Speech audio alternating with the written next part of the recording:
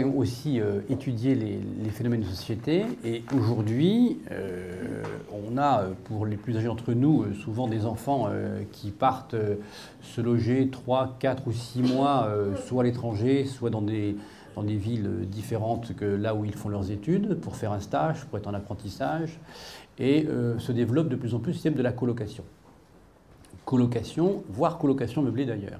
Donc là aussi, on est force de proposition, c'est-à-dire qu'on ne peut pas se satisfaire de la loi de 89 où on fait un bail à 3 étudiants ensemble dans un appartement, parce que si on est en loi de 89, bah, c'est un bail de 3 ans. On sait par nature qu'il y en a un qui va rester 6 mois, un autre qui va rester au mieux 1 an, et puis l'autre qui va partir au bout de 2 mois parce qu'il va partir en apprentissage ailleurs, ou en formation, ou en alternance, ou qu'il aura trouvé un CDD ou un CDI. Et ça, c'est la vie de tous les jours. Et aujourd'hui, nos locataires ont besoin qu'on invente des schémas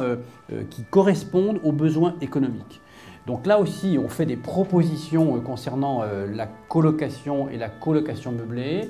On est obligé, quand on aborde ce sujet-là, de faire état de ce qui se passe aussi en région parisienne sur la location meublée et la sous-location meublée. Et donc d'adapter la réglementation pour éviter que les pouvoirs publics se réfugient derrière une loi en disant bah non, attendez, finalement,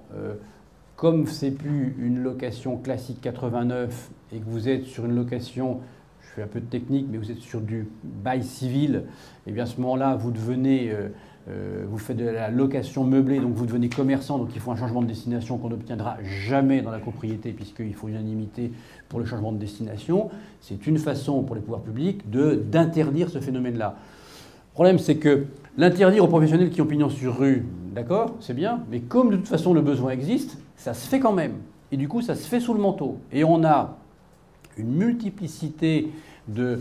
structures dont les sièges sont souvent à l'étranger et qui mettent en place des plateformes Internet pour louer à la semaine, à 15 jours ou à 3 mois, des biens meublés, souvent même en colocation, avec des gens qui sont en France, en toute impunité et en toute infraction avec la réglementation, sans carte professionnelle, en percevant les fonds alors qu'ils n'ont pas le droit de le faire, etc., etc. Donc il y a une vraie nécessité de faire évoluer la réglementation. Donc là aussi, vous trouverez une fiche sur laquelle on fait une proposition pour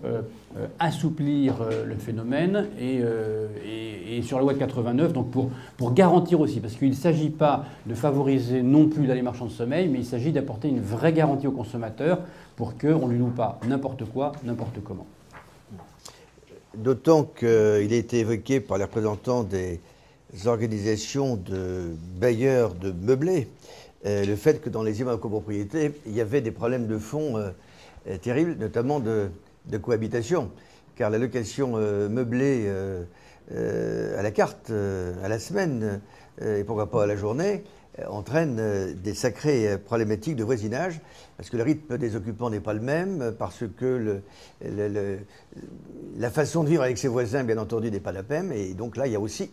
en dehors de l'aspect juridique, qui prévoit que la location